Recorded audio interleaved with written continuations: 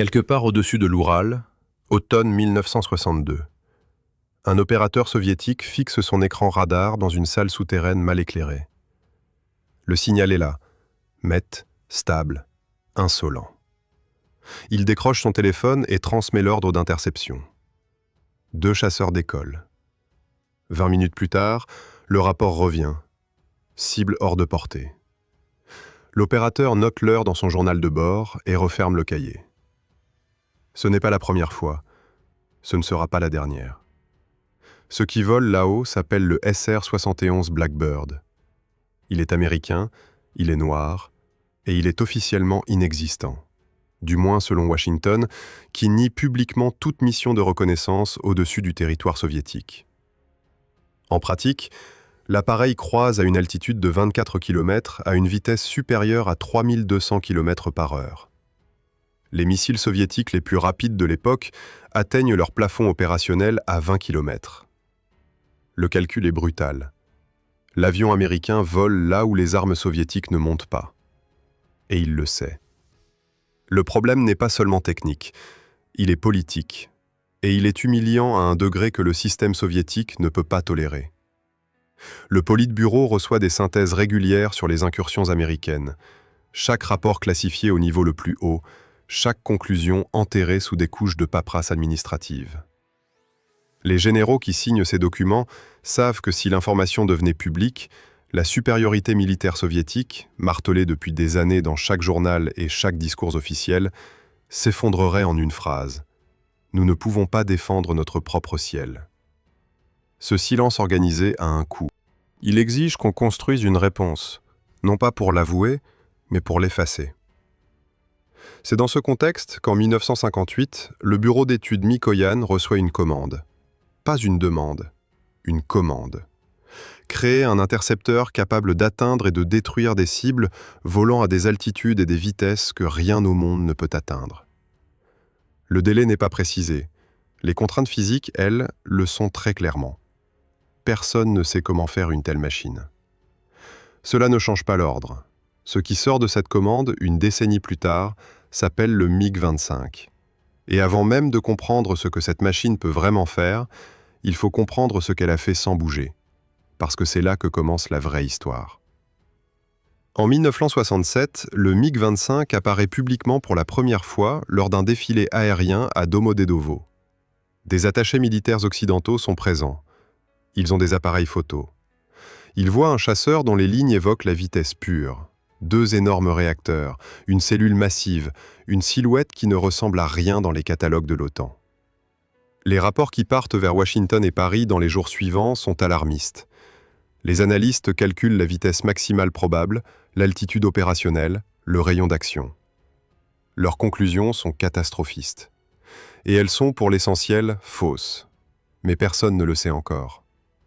L'OTAN lance en urgence le programme F-15. Washington accélère le développement de nouveaux missiles air-air. Des réunions de crise se tiennent dans des salles fermées à clé, à Bruxelles et à Londres. Tout cela à cause d'un avion que personne n'a encore affronté, dont personne ne connaît les véritables capacités, et qui n'a à ce stade abattu exactement 0 cible ennemie. La réputation d'une machine peut changer l'équilibre stratégique mondial. Le MiG-25 vient de le démontrer sans tirer un seul coup de feu. Mais derrière la façade, les pilotes soviétiques qui volent sur cette machine ont une relation plus complexe avec elle. Le MiG-25 est rapide, d'une rapidité qui donne physiquement peur. À pleine puissance, il atteint Mach 3,2. Le problème est que personne ne doit le faire. Au-delà de Mach 2,8, les contraintes thermiques sur les réacteurs deviennent critiques. Au-delà de Mach 3, les moteurs commencent à se détruire de l'intérieur de façon irréversible. Le manuel de vol le précise clairement. La doctrine officielle l'interdit formellement. Et le commandement ajoute, dans ses instructions internes, que si une mission l'exige absolument, si la cible l'impose, le pilote peut franchir cette limite en sachant qu'il rentrera peut-être, mais que ses moteurs, eux, ne seront plus bons à rien. Il existe des machines que leurs propres armées utilisent comme des munitions à usage unique. Le MiG-25, dans certaines circonstances, en fait partie. Ce paradoxe révèle quelque chose d'essentiel sur la logique soviétique de l'époque. La question n'est pas comment protéger l'équipage et l'appareil, La question est comment neutraliser la menace, quel qu'en soit le prix. C'est une doctrine. Elle n'est pas écrite dans les manuels grand public. Elle est écrite dans la structure même de la machine. Le résultat concret est le suivant. Le MiG-25 est un intercepteur pur, étroit, conçu pour une tâche unique. Monter vite, monter haut, tirer, rentrer. Il ne combat pas en manœuvre, il n'escorte pas, il ne s'adapte pas. Il est le produit d'une commande précise répondant à une menace précise. Ce qui arrive quand la menace évolue, le système soviétique ne s'est pas encore posé la question. À la fin des années 60, des unités de MiG-25 commencent à équiper les régiments de la défense aérienne soviétique, le PVO, une structure distincte de l'armée de l'air, avec ses propres généraux, ses propres doctrines, ses propres ambitions budgétaires. Cette distinction n'est pas un détail d'organigramme, elle va peser sur tout ce qui suit, parce que dans le système soviétique, deux administrations qui se disputent la même mission ne trouvent jamais de compromis. Elles construisent chacune leur propre solution et la facture finale est payée par l'État. Les pilotes du PVO apprennent à voler sur le MiG-25 avec le mélange particulier de fierté et de prudence que réservent les machines dangereuses. Ils savent qu'ils pilotent quelque chose que personne d'autre au monde ne possède. Ils savent aussi que, dans certaines enveloppes de vol, leur machine peut les tuer avant d'atteindre l'ennemi. Ils volent quand même. En 1976, un de ces pilotes s'appelle Viktor Belenko. Il sert dans un régiment basé en Extrême-Orient soviétique. Il est considéré comme un bon pilote, compétent, fiable. Rien dans son dossier ne signale ce qu'il prépare. Et ce qu'il prépare va, en l'espace d'une journée, détruire 10 ans de mythes soviétiques et forcer Moscou à construire quelque chose que le monde n'a encore jamais vu. Le 6 septembre 1976, à 9h30 du matin, un MiG-25 touche la piste de l'aéroport civil de Hakodate, dans le nord du Japon, avec une réserve de carburant calculée pour moins de 30 secondes de vol supplémentaire. Viktor Belenko coupe les moteurs, ouvre la verrière et pose les mains bien en vue sur le bord du cockpit. Il a traversé la mer du Japon en rasant les vagues pour échapper au radar soviétique. Il a failli tomber à court de kérosène au-dessus de l'eau. Il est vivant, son appareil est intact et il vient de offrir au service de renseignement américain le cadeau le plus précieux de toute la guerre froide. Les autorités japonaises bouclent l'aéroport dans l'heure. Les soviétiques protestent officiellement et exigent le retour immédiat de l'appareil et du pilote. Washington répond avec une politesse glaciale que la procédure prendra le temps qu'elle prendra. Ce temps durera exactement 7 jours. Pendant 67 jours, des ingénieurs américains et japonais vont démonter le MiG-25 boulon par boulon, panneau par panneau, circuit par circuit. Ce qu'ils trouvent va d'abord les faire sourire, puis les faire réfléchir, puis les inquiéter pour des raisons entièrement différentes de celles qu'ils attendaient. Le premier choc est dans les baies d'avionique. Les techniciens ouvrent les panneaux latéraux et s'arrêtent. À l'intérieur d'un chasseur soviétique de pointe, conçu pour intercepter ce que l'Occident a de plus rapide, les circuits de traitement du signal sont construits autour de tubes à vide. Des tubes à vide en 1976. La technologie du gramophone. Les transistors existent depuis 20 ans, les circuits intégrés depuis 15 ans, et l'Union soviétique a mis des tubes à vide dans son intercepteur le plus avancé. Le premier réflexe des ingénieurs américains est de conclure à un retard technologique catastrophique. Ce réflexe dure environ 48 heures. Ensuite, quelqu'un dans l'équipe pose la vraie question. Pourquoi ? Pas pourquoi ils n'ont pas les transistors, ils les ont, leurs autres systèmes en utilisent. Pourquoi ont-ils choisi les tubes ici, dans cet appareil précis, pour ces fonctions précises ? La réponse, quand elle arrive, change complètement le cadre d'analyse. Les tubes à vide sont insensibles aux impulsions électromagnétiques générées par une explosion nucléaire. Un transistor grille instantanément. Un tube à vide continue de fonctionner. Les ingénieurs soviétiques ont construit un intercepteur conçu pour opérer dans un environnement où des armes nucléaires viennent d'exploser à proximité. Ce n'est pas de l'arriération. C'est une doctrine de guerre que l'Occident n'avait pas envisagée sous cet angle. Le deuxième choc concerne le radar.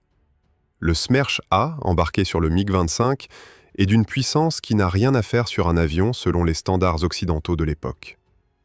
Les analystes calculent que son rayonnement est suffisant, à courte distance, pour tuer un lapin au sol. L'anecdote circule dans les rapports et personne ne sait si elle est littéralement vraie, mais elle dit quelque chose de réel sur l'échelle de puissance en jeu. En revanche, le radar est fixe, son traitement du signal est rudimentaire, et il est incapable de détecter des cibles volant en dessous de lui contre un fond de sol. Ce qu'on croyait être une arme universelle est un outil à usage unique, très efficace dans son domaine, aveugle en dehors. Ce que la désassemblage révèle au final est une image complexe qui contredit les deux narratifs dominants. Le MiG-25 n'est pas la machine omnipotente que les généraux de l'OTAN avaient intégrée dans leurs calculs de défense. Mais il n'est pas non plus le tigre de papier que certains analystes pressés vont conclure trop vite. C'est quelque chose de plus précis et de plus dangereux. Une machine parfaitement adaptée à une tâche unique, construite autour d'une doctrine de guerre nucléaire que l'Occident avait sous-estimée et dont les vraies limites ne sont pas là où on les cherchait. Le rapport final de la CIA, classifié, conclut que la menace a été surévaluée. OTAN respire. Plusieurs programmes d'armement en urgence sont ralentis. Dans les chancelleries occidentales, on commence à parler du MiG-25 au passé, comme d'un problème résolu. C'est précisément à ce moment que Moscou reçoit le rapport complet de ce que Belenko a dit à ses interrogateurs américains, et que la panique s'installe, non pas à cause de ce que l'Occident a découvert, mais à cause de ce qu'il n'a pas encore vu. Belenko a décrit les vraies limites de la machine avec une précision que seul un pilote opérationnel peut avoir.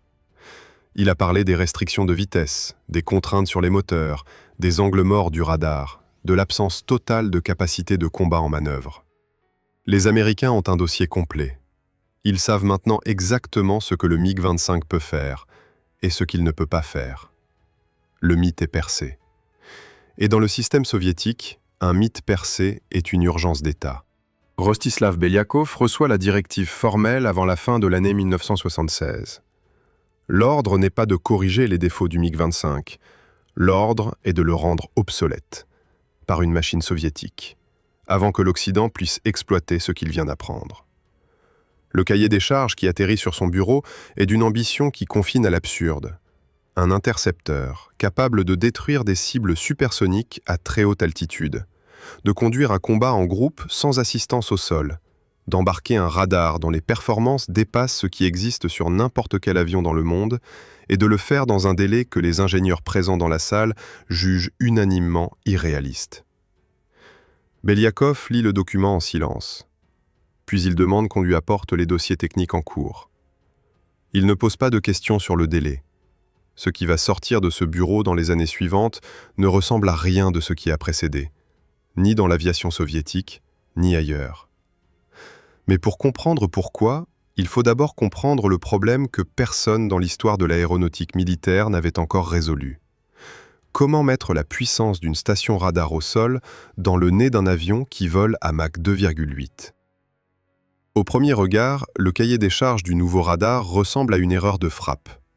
Les ingénieurs de l'Institut de recherche en instrumentation qui reçoivent le document en 1977 lisent les chiffres 2 fois, puis une troisième.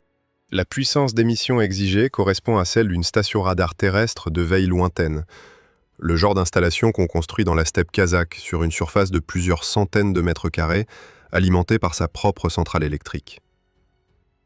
L'espace disponible dans le nez d'un intercepteur est un cylindre d'un peu plus d'1 mètre de diamètre. Ces deux réalités n'appartiennent pas au même univers physique. Le délai pour les réconcilier est de 3 ans. Ce que le commandement soviétique demande n'est pas une amélioration, c'est une rupture de catégorie. Aucun avion de combat dans le monde, à cette date, ne vole avec une antenne à réseau phasé. La technologie existe dans les laboratoires, elle existe dans les installations au sol, elle existe dans certains systèmes navals expérimentaux. Elle n'a jamais été miniaturisée, stabilisée et intégrée dans un appareil subissant les vibrations, les variations de température et les contraintes aérodynamiques d'un vol militaire à haute vitesse. Les ingénieurs ne partent pas d'un précédent. Ils partent d'une feuille blanche et d'une échéance.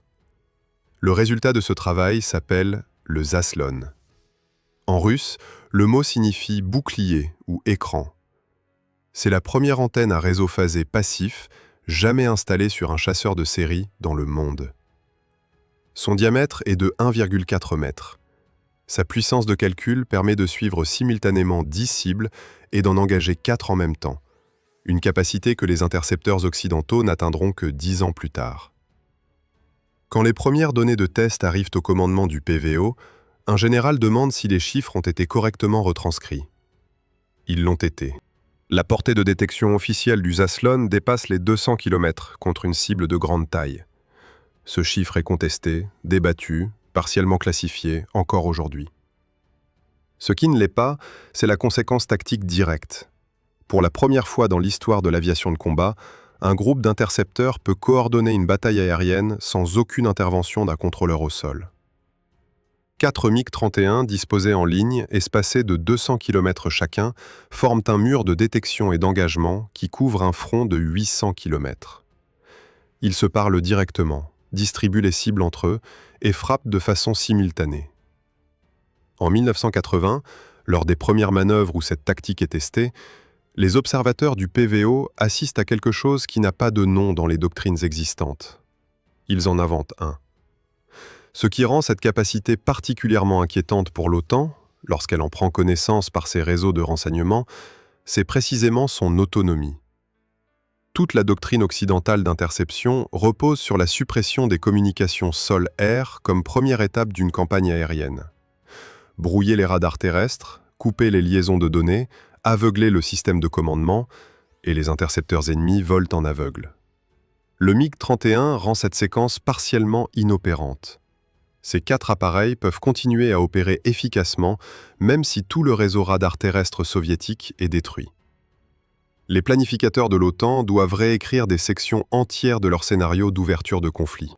Alexander Fedotov pose le MiG-31 sur la piste de Joukovski le 16 septembre 1975, au terme du premier vol officiel.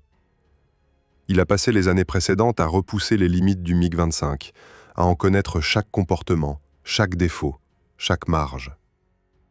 Ce qu'il rapporte après ce premier vol est sobre, technique, précis. C'est sa manière. L'appareil est stable, les réacteurs D30F6 répondent dans les paramètres, la cellule tient ses promesses.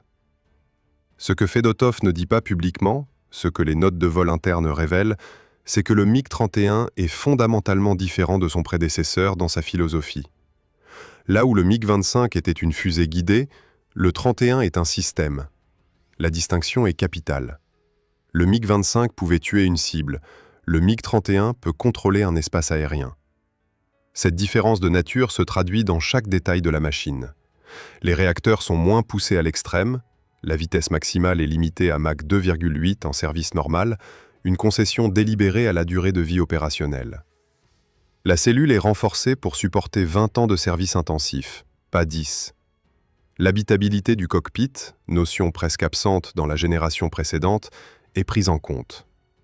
L'équipage est 2 personnes, un pilote et un officier système d'armes, parce que la complexité du Zaslon dépasse ce qu'un seul homme peut gérer en combat.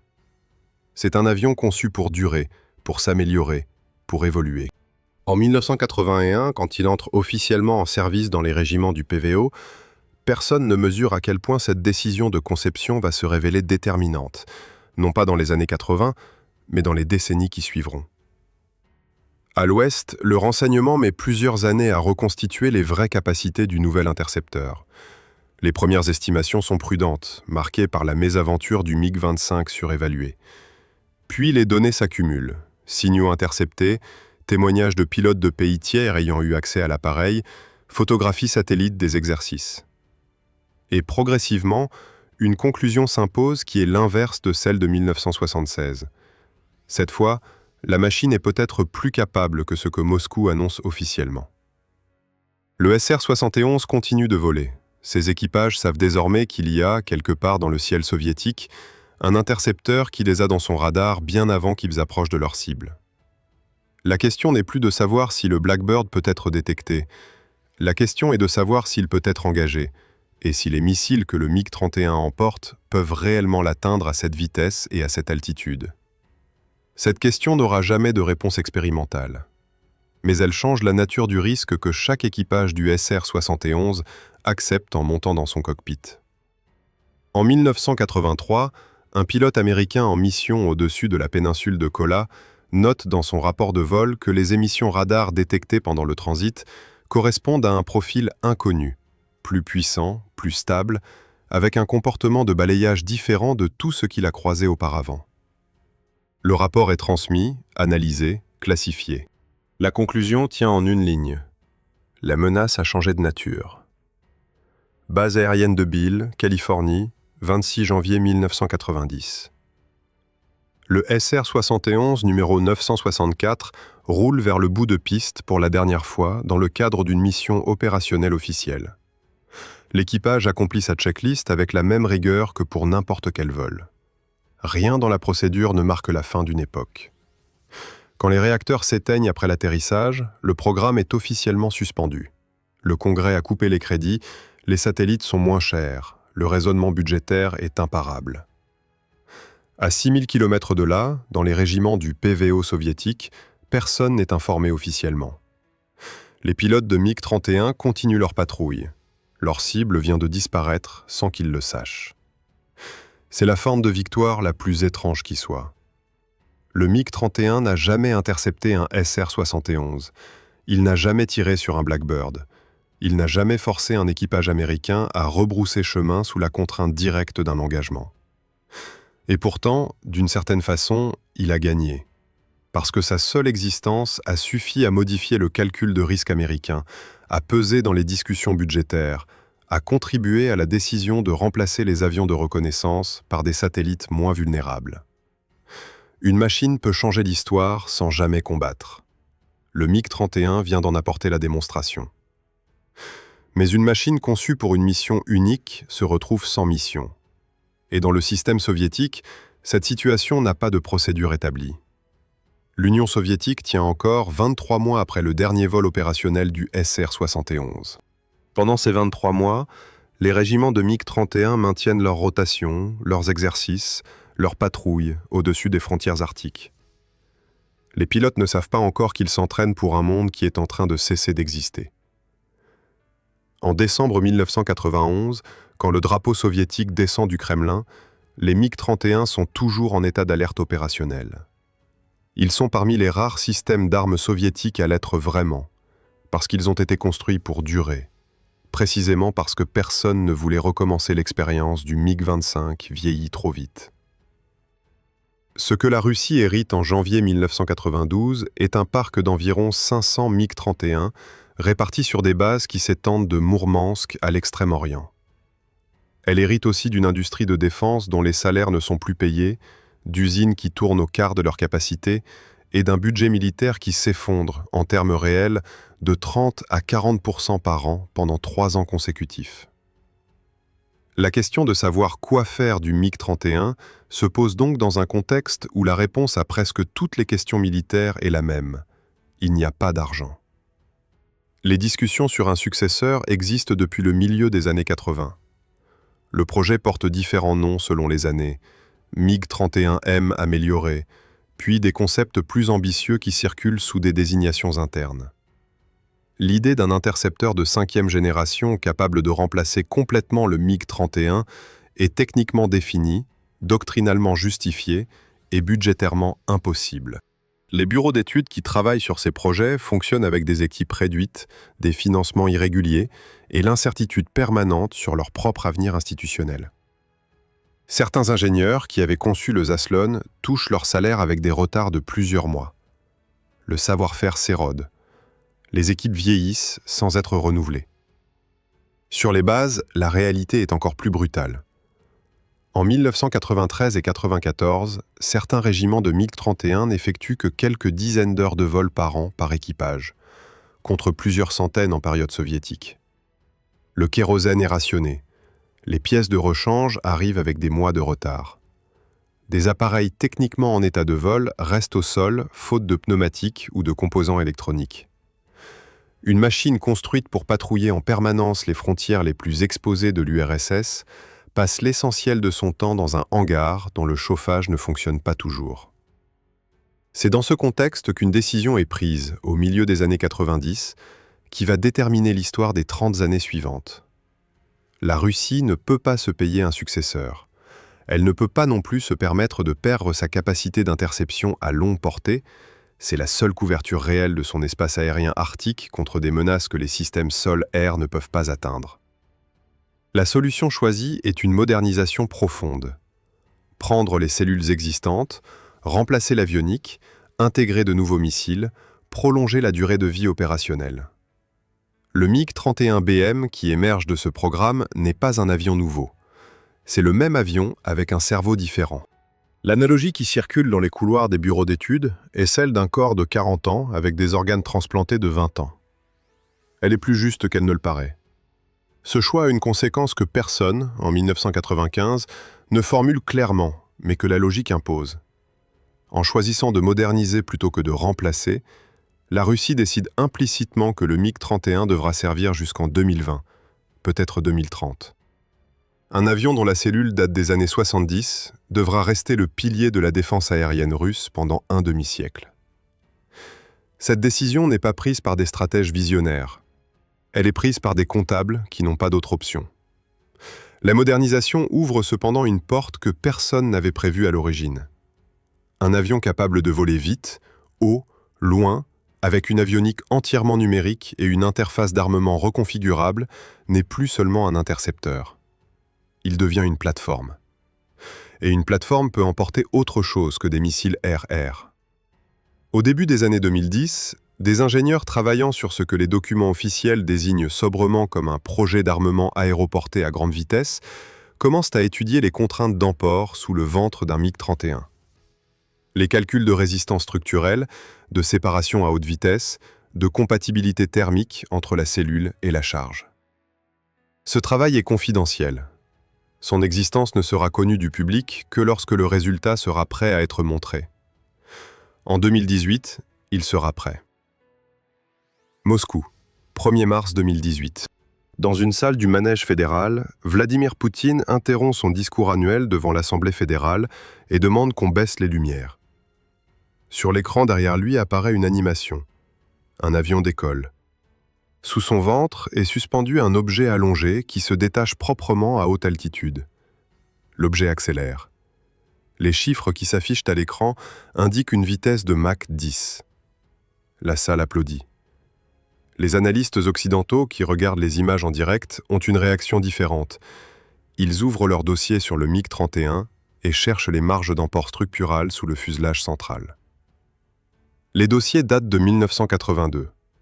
Personne n'avait imaginé chercher cette information pour cette raison. L'arme s'appelle le Kinjal, le poignard. Sa désignation officielle est KH-47M2. Elle est présentée comme hypersonique, manœuvrante et capable de déjouer tous les systèmes de défense antimissiles existants. Ces affirmations sont immédiatement contestées par une partie de la communauté analytique occidentale qui pointe l'absence de données de tests indépendantes et la tradition soviétique puis russe de surévaluation publique des performances d'armement. Le débat reste théorique pendant exactement 4 ans, 1 mois et 17 jours. Le 18 mars 2022, un MiG-31K décolle d'un aérodrome russe. Ce qui se passe ensuite est documenté par les deux parties, contesté dans ses détails, mais établi dans sa réalité. Une frappe est conduite contre une cible souterraine en Ukraine à l'aide d'un missile hypersonique à lancement aérien. C'est la première utilisation en combat de ce type d'armement dans l'histoire militaire mondiale. L'avion qui a rendu cette frappe possible a été conçu pour intercepter un appareil américain de reconnaissance qui a cessé de voler 32 ans plus tôt. L'écart entre la raison d'être originelle de la machine et ce qu'elle vient d'accomplir est si grand qu'il faut un moment pour en mesurer l'absurdité et la logique froide. Car il y a une logique. Le MiG-31 a été construit pour voler vite, haut et loin sans escorte ni appui au sol. Ces 3 caractéristiques, pensées pour chasser le SR-71 dans la stratosphère arctique, font de lui la plateforme de lancement idéale pour un missile hypersonique qui nécessite une altitude et une vitesse initiale élevée pour atteindre son régime de croisière. La cellule des années 70 porte une arme des années 2010 vers une cible des années 2020. La guerre a changé 4 fois depuis que les plans du MiG-31 ont été dessinés. L'avion, lui, a simplement continué à voler. La réaction des systèmes de défense ukrainiens et occidentaux dans les premières semaines du conflit illustre exactement cette continuité du problème. Aucun système de défense aérienne déployé en Ukraine au début de 1922 n'a de solution établie contre une cible combinant la vitesse du Kinjal et l'altitude de lancement du MiG-31. Les équipages ukrainiens qui surveillent leurs écrans radars voient apparaître une signature qu'ils reconnaissent, le MiG-31, suivie d'une séparation, puis d'un signal qui accélère selon une courbe que leurs systèmes n'ont pas dans leur bibliothèque de menaces. Le temps de réaction disponible est compté en secondes. Puis vient le retournement. Le 4 mai 2023, le ministère de la Défense ukrainien annonce qu'un missile Kinjal a été intercepté et détruit au-dessus du territoire ukrainien par un système Patriot américain. La Russie nie. Les débris sont filmés, analysés, présentés à la presse. Les numéros de série sur les fragments correspondent à la désignation KH-47. L'interception est réelle. Pour la première fois dans l'histoire, un missile hypersonique a été détruit en vol par un système de défense antimissile. Les deux narratifs, l'arme invincible et l'arme surestimée, s'effondrent simultanément. La vérité est quelque part entre les deux, comme toujours dans l'histoire des armements. Ce qui ne s'effondre pas, c'est le MiG-31 lui-même. Il continue de voler. Son parc s'est réduit, les estimations ouvertes parlent de moins de 130 appareils opérationnels en 2023, contre 500 à la dissolution de l'URSS. Chaque cellule porte le poids de décennies de service, de modifications, de réparations. Les heures de vol s'accumulent sur des structures qui approchent ou dépassent leur durée de vie théorique. La Russie annonce régulièrement des programmes de prolongation, des modernisations supplémentaires, des améliorations de la motorisation. Le MiG-41, successeur annoncé depuis les années 90, reste une promesse dont aucun prototype confirmé n'a été présenté publiquement à ce jour. Il y a dans cette situation quelque chose qui dépasse le cas d'un seul avion. Toute la doctrine de puissance aérienne russe à longue portée repose sur une cellule dont les ingénieurs qui l'ont conçue sont pour la plupart décédés. Les solutions techniques qui rendent le MiG-31 irremplaçable, sa vitesse, son plafond, sa capacité d'emport à haute énergie, sont précisément celles qui rendent son successeur si difficile à construire. Reproduire ses performances avec une technologie contemporaine exige des investissements que l'économie de guerre russe actuelle ne peut pas aisément dégager. Et chaque année qui passe sans successeur est une année de plus que le plancher des années 70 doit tenir. La question que personne ne pose publiquement est simple. Qu'est-ce qui se passe le jour où le dernier MiG-31 atteint le bout de sa durée de vie structurelle sans qu'un remplaçant soit prêt? La Russie perd une capacité que 40 ans de tentatives n'ont pas réussi à reconstruire, parce que la reconstruire supposerait de résoudre des problèmes d'ingénierie, de financement et de formation que l'Union soviétique elle-même avait mis 20 ans à surmonter. Et l'Union soviétique n'existe plus. Quelque part au-dessus du cercle arctique, en ce moment, un MiG-31 effectue sa patrouille. Son pilote a peut-être 30 ans. Son avion en a 50. Sous son ventre, peut-être, les manifestes de vol ne sont pas publics, est suspendu un Kinjal. La machine créée pour une guerre qui n'a jamais eu lieu vole vers un horizon que ses concepteurs n'ont jamais vu. Et la seule certitude est que personne, ni à Moscou ni ailleurs, ne sait avec précision combien de fois encore elle peut faire ce vol.